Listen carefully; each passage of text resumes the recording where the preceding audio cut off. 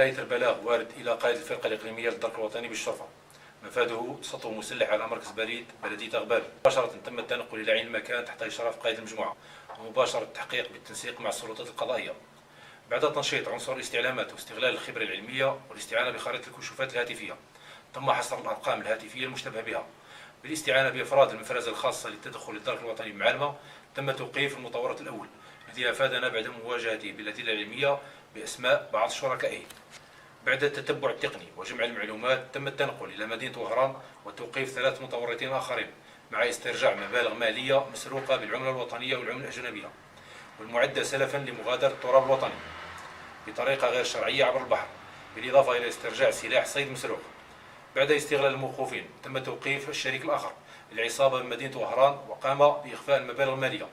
بظهور أدلة علمية جديدة ومقارنتها بتصريحات الموقوفين تم الوصول إلى توقيف شخصين آخرين قام باستلام مبلغ مالي مسروق وشراء سيارة فاخرة نوع باسات وحجز سلاح حربي.